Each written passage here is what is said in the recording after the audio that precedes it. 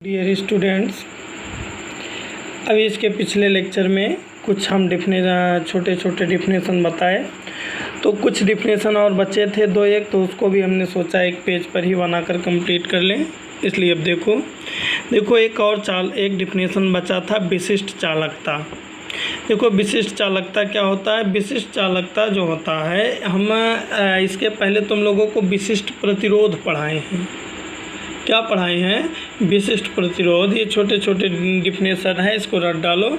विशिष्ट प्रतिरोध पढ़ाए हैं। तो जो विशिष्ट प्रतिरोध हमने पढ़ाया उसी के व्युत्क्रम को ध्यान देना। वो जो हमने विशिष्ट प्रतिरोध तुम लोगों को पढ़ाया था, उसी विशिष्ट प्रतिरोध के व्युत्क्रम को विशिष्ट चालकता कहते हैं। तो देखो डिफिनेशन में हमने वही लिखा, विशिष्ट प्रतिरोध के व्युत्क्रम को विशिष्ट चालकता कहते हैं। क्या? विशिष्ट प्रतिरोध के व्युत्क्रम को क्या कहते हैं? विशिष्ट चालकता कहते हैं। क्या चीज़? विशिष्ट प्रतिरोध के व्युत्क्रम को क्या कहते हैं? विशिष्ट चालकता कहते हैं। इसको जो है सिग्मा से प्रदर्शित करते हैं। तो देखो व्युत्क्रम का मतलब उल्टा, यानी व्युत्क्रम का मतलब उल्टा, यानी कि हम विशिष्ट चालकता बराबर विशिष्ट चालकता को सिग्मा से प्रदर्शित करते हैं। तो यानी कि विशिष्ट चालकता सिग्मा इज इक्वल टू 1/, क्या? विशिष्ट प्रतिरोध को तुम लोग रो से प्रदर्शित करते हो, यानी रो सिग्मा इज इक्वल टू 1/रो। वही चीज़ हमने लिखा है, अर्थात विशिष्ट चालकता सिग्मा इज इक्वल टू 1/रो। ये तो रहा हम लोगों का विशिष्ट चालकता। यानी कि विशिष्ट चालकता क्या निकल कर आया? विशिष्ट प्रतिरोध के व्युत्क्रम। क्या? विशिष्ट, ये एक नंबर के ऑब्जेक्टिव क्वेश्चन बनते हैं, या इसको अच्छे से तैयार रखो। यहीं से ही इन्हीं का मात्रक पूछ लेता है, इन्हीं का विमीय सूत्र पूछ लेता है। देखो इन सब छोटे छोटे जो कॉन्सेप्ट है ना, इनका मात्रक और विमीय सूत्र तुम लोगों को लिखवाते चल रहे हैं। उसका केवल और केवल रीज़न है कि इन्हीं सब छोटे छोटे टॉपिकों का मात्रक, विमीय सूत्र, फार्मूला ऑब्जेक्टिव क्वेश्चन में उठा के रख देता है, और फिर देखने में ऐसा लगता है कि हमने कभी पढ़ा ही नहीं है इससे। तो जो विशिष्ट चालकता हम बताए, विशिष्ट चालकता क्या है? विशिष्ट प्रतिरोध का व्युत्क्रम, यानी विशिष्ट चालकता सिग्मा इज इक्वल टू 1/रो। ये देखो विशिष्ट प्रतिरोध का मात्रक हम लोग पढ़े हैं ओम मीटर होता है। हम लोग क्या पढ़े हैं? ओम मीटर होता है। क्या होता है? ओम मीटर। तो ये देखो 1/, ओम मीटर है, 1/, रो है, यानी सिग्मा का मात्रक होगा प्रति ओम मीटर। क्या होगा? प्रति ओम मीटर। तो हमने यहीं पर लिखा है, देखो विशिष्ट चालकता का मात्रक प्रति ओम मीटर तथा विमीय सूत्र m इनवर्स L-3T⁻³ होता है। जब हम लोग विशिष्ट चालकता पढ़ लेते हैं तो एक और छोटा सा कॉन्सेप्ट बचता है, विशिष्ट चालकता एवं धारा घनत्व में संबंध। क्या? विशिष्ट चालकता तथा धारा घनत्व में संबंध। तो इसको भी कंप्लीट कर लें।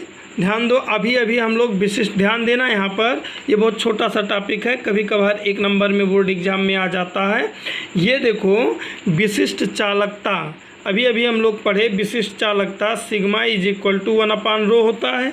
देखो यहाँ पर, तो हमको देखो क्या करना है, विशिष्ट चालकता, ध्यान देना, विशिष्ट चालकता और धारा घनत्व में फार्मूला बनाना है। तो यहाँ पर ध्यान दो, अभी हम लोग पढ़े विशिष्ट चालकता सिग्मा इज इक्वल टू 1/रो होता है। इसको क्वेश्चन नंबर 1 मान लिए। इसके पिछले लेक्चर में हम तुम लोगों को पढ़ाए थे विशिष्ट प्रतिरोध रो इज इक्वल टू E/J होता है। ये जो रो का मान उठा के तुम निकाले हो, इसी रो के मान को समीकरण 1 में रख दो। तो देखो जब हम रो के मान को समीकरण 1 में रखेंगे तो सिग्मा इज इक्वल टू यही पलट कर क्या हो जाएगा? J/E क्या हो जाएगा?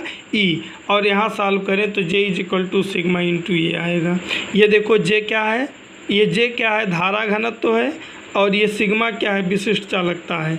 यानी कि देखो धारा घनत्व और विशिष्ट चालकता में फार्मूला बन गया कि नहीं बन गया? और मेरा हेडिंग का नाम ही था विशिष्ट चालकता और धारा घनत्व में संबंध। ये जो J is equal to sigma upon E है, यही तुम लोगों के धारा घनत्व और विशिष्ट चालकता में संबंध है। तो ये दो छोटे छोटे कॉन्सेप्ट बच गए थे, तो हमने सोचा इसको भी कंप्लीट करके तुम लोगों को उपलब्ध करा दें। इस तरीके से यहाँ पर ध्यान दो, ये दो कॉन्सेप्ट तुम लोगों को विशिष्ट चालकता तुम बता दिए। विशिष्ट चालकता क्या है? विशिष्ट प्रतिरोध का व्युत्क्रम, अर्थात सिग्मा इज इक्वल टू 1/ρ। इसका मात्रक प्रति ओम मीटर होता है। बीमीय सूत्र एम इनवर्स L⁻³ होता है। उसके बाद एक छोटा सा और डेरिवेशन कंप्लीट कर लिए, विशिष्ट चालकता और धारा घनत्व में संबंध कैसे किए। विशिष्ट चालकता सिग्मा इज इक्वल टू हम लोग जानते हैं 1/ρ होता है, और ρ इज इक्वल टू E/J होता है। इसी ρ का मान उठाकर रख दिए और सॉल्व कर दिए।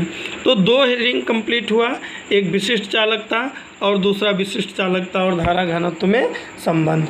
इसके अलावा देखो, अब ये हेडिंग क्या आ गया, इसको भी हम पेज में ही बनाकर निपटा देने का प्रयास किए, क्योंकि तुम लोग जानते हो। देखो, प्रतिरोधों का समायोजन तुम लोग क्लास 10th में ही पढ़े हो। प्रतिरोधों का समायोजन दो प्रकार से किया जा सकता है, श्रेणी क्रम और समांतर क्रम। तो हमने देखो यहाँ पर सीधा लिखा, प्रतिरोधों का समायोजन दो प्रकार से होता है, पहला श्रेणी क्रम और दूसरा समांतर क्रम। इस चीज़ को हम इसलिए जल्दी से ख़त्म कर देना चाहते हैं क्योंकि तुम लोग इस टॉपिक को पढ़े हो क्लास 10th में। तो अब देखो, हम इस पर थोड़ा सा आगे चर्चा कर रहे हैं। प्रतिरोधों का समायोजन हम लोग जानते हैं दो प्रकार से होता है, एक होता है श्रेणी क्रम में और दूसरा होता है समांतर क्रम। तो पहले हम इस श्रेणी क्रम को पढ़ते हैं। तो क्लास 10th में बहुत अच्छे से पढ़े हो, इसलिए बहुत शार्ट में हम पढ़ाएंगे। मान लो देखो, कोई 3 प्रतिरोध हैं जिनकी प्रतिरोधकताएं R1, R2, R3 हैं। ध्यान देते चलना यहाँ पर। इसको वैद्युत संधारित्र में हम धारिता पढ़ा रहे थे, धारिताओं का समायोजन तो समझाए थे, वहाँ पर भी संधारित्रों का समायोजन था। Same concept. देखो क्या करते हैं श्रेणी क्रम के समायोजन में, पहले प्रतिरोध को उठाते हैं। देखो, हम पहले प्रतिरोध को ले लिए। अब देखो, इसका पॉजिटिव टर्मिनल ये है, निगेटिव टर्मिनल ये है। क्या करते हैं, पहले प्रतिरोध के निगेटिव टर्मिनल से दूसरे प्रतिरोध का पॉजिटिव टर्मिनल जोड़ देते हैं। तो देखो, जब दूसरे प्रतिरोध का पॉजिटिव टर्मिनल इधर है तो इधर क्या होगा, निगेटिव टर्मिनल। अब दूसरे प्रतिरोध के क्या करते हैं, निगेटिव टर्मिनल से तीसरे प्रतिरोध के पॉजिटिव टर्मिनल को जोड़ देते हैं, तो इधर फिर निगेटिव हो गया। इस तरीके से प्रतिरोधों का समायोजन करते हैं। जितने भी प्रतिरोध होंगे हम उनको जोड़ते हुए चले जाएंगे। तो अब ज़रा डेरिवेशन देखो। मान लो मेरे पास कोई 3 रेजिस्टेंस हैं जो श्रेणी क्रम में कंबाइन हैं। तो देखो, हमने इनको श्रेणी क्रम में जोड़ दिया। इनको हमने क्या किया, श्रेणी क्रम में जोड़ दिया। इसका प्रतिरोध R1 है, इसका प्रतिरोध R2 है और इसका प्रतिरोध क्या है, R3 है। श्रेणी क्रम में जोड़ दिए हैं और जोड़कर एक बैटरी से कनेक्ट कर दिए हैं। तो यहाँ एक इम्पॉर्टेंट फैक्ट देखो, श्रेणी क्रम में एक देखो, हम यहाँ नोट में तुम लोगों को कॉपी में बाद में देंगे। श्रेणी क्रम में क्या होता है ना, इनके सिरों पर विभवांतर अलग अलग होता है। जैसे प्रतिरोध R1 है तो इसका विभवांतर कुछ अलग होगा, जिसको हमने V1 मान लिया। इसका V2 होगा, अलग होगा, इसका V3 होगा।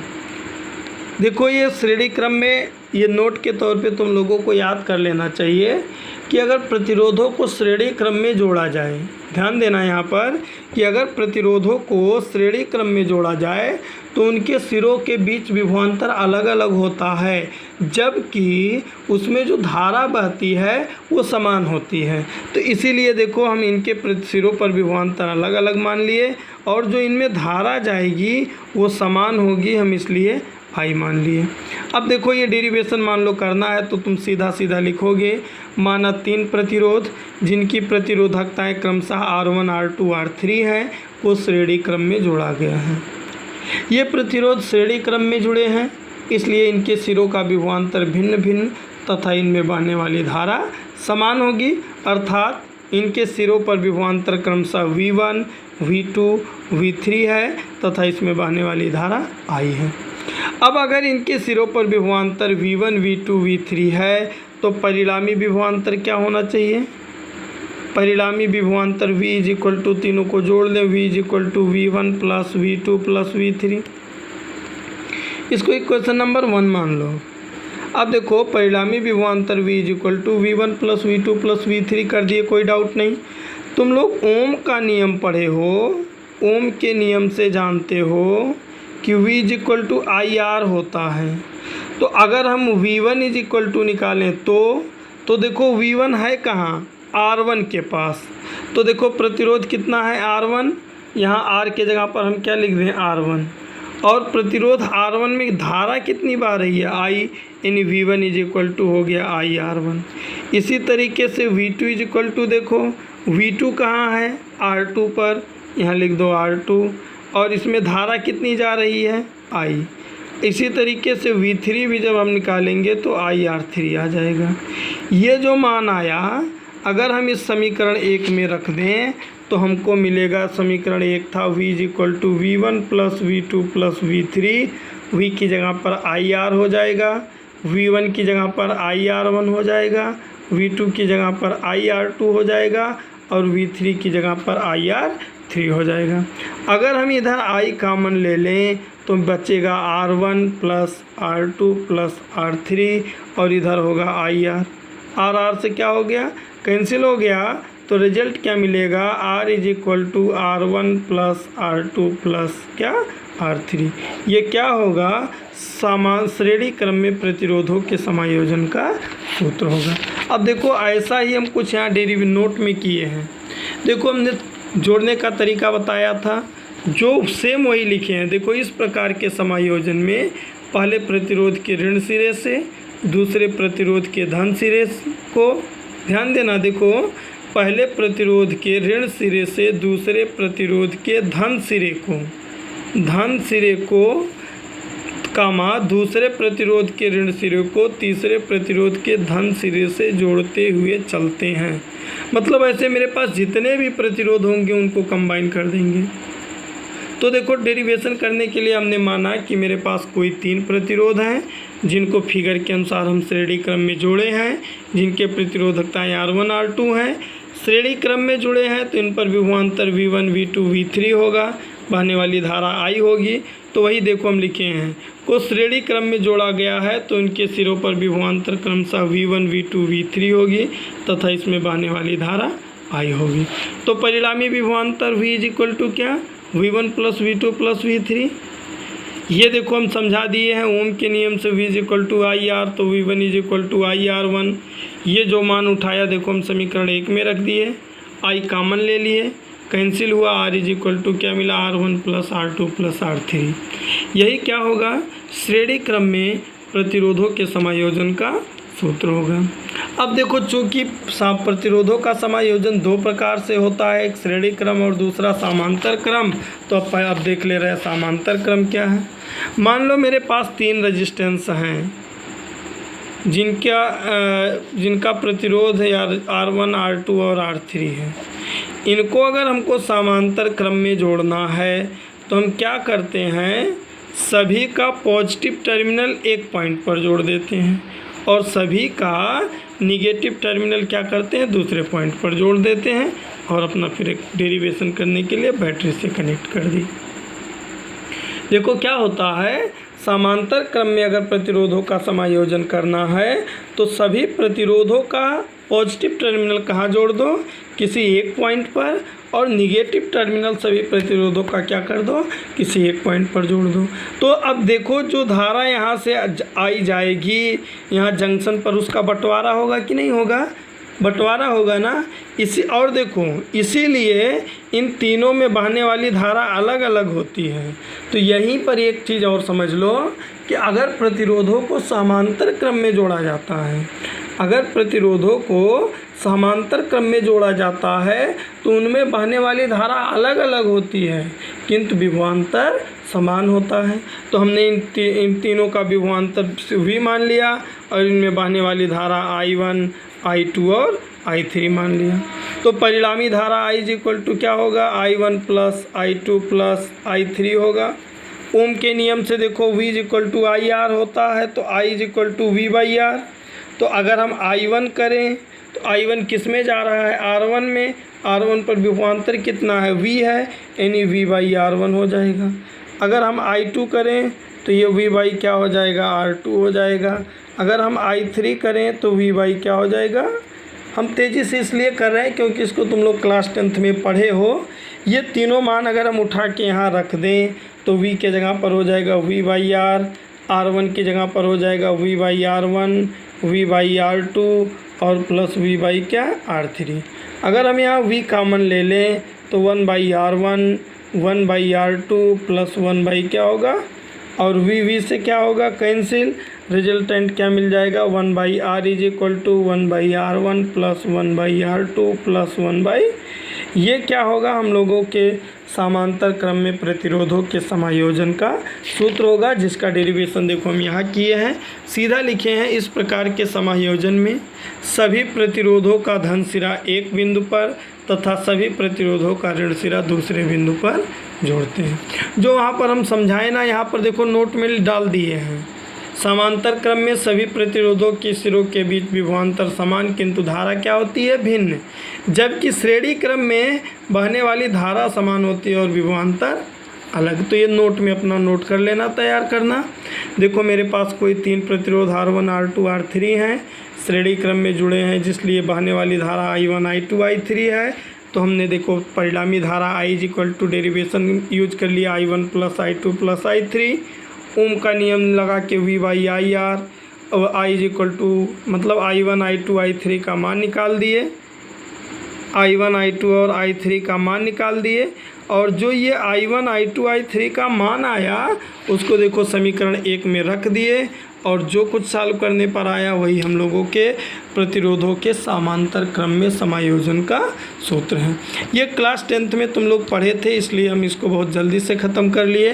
अब अगली डेरिवेशन को हम लोग ब्लैक बोर्ड पर पढ़ेंगे, अच्छे तरीके से समझ पर पढ़ेंगे, जो हम लोगों के लिए यहाँ काफ़ी इम्पॉर्टेंट होगा।